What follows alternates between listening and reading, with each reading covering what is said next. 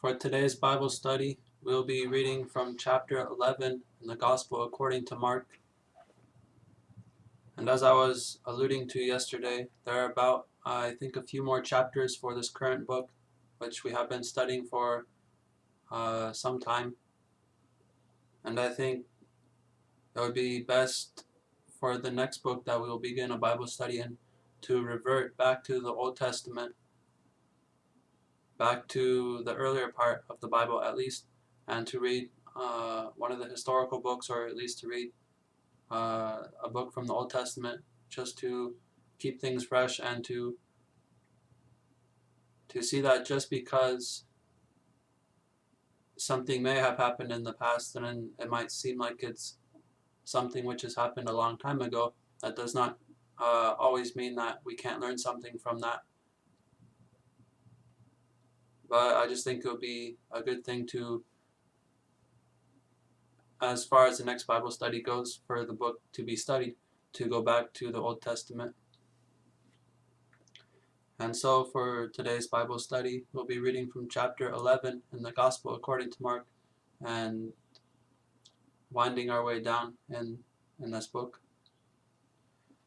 As they approached Jerusalem at Bethphage and Bethany near the Mount of Olives, he sent two of his disciples and said to them, "Go into the village opposite you, and immediately as you enter it, you will find a colt tied there, on which no one yet has ever sat. Untie it and bring it here. If anyone says to you, 'Why are you doing this?' you say, 'The Lord has need of it,' and immediately he will send it back here." They went away and found a colt tied at the door outside in the street, and they untied it. Some of the bystanders were saying to them, "What are you doing, untying the colt?" They spoke to them just as Yeshua had told them, and they gave them permission.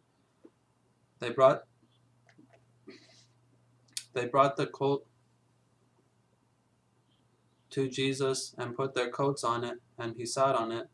And many spread their coats in the road, and others spread leafy branches which they had cut from the fields.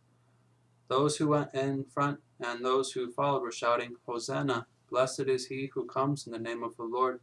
Blessed is the coming kingdom of our father David. Hosanna in the highest." Yeshua entered Jerusalem and came into the temple, and after looking around at everything, he left for Bethany with the 12, since it was already late. In the beginning part of this chapter for today, we see that Yeshua is giving the command to a couple of his disciples to go about and to find a donkey or the colt, and they are to bring it to Yeshua, for which would be the means that he would ride up to Jerusalem, I believe it was. And so we see that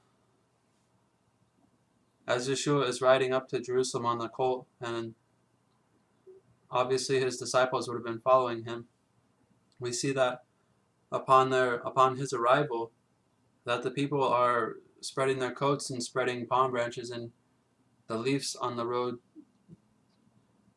to be underneath the donkey or to be underneath the colt, as Yeshua would have been riding up to Jerusalem. And we see that the people are shouting, "Hosanna, and blessed is he who comes in the name of the Lord." But much of the people would not have been saying that in previous times. I think in the times when Isaiah the prophet or Jeremiah or much of the people like that who were faithfully serving the Lord, that those particular words would not have been said of those few and genuine people. And so I think that's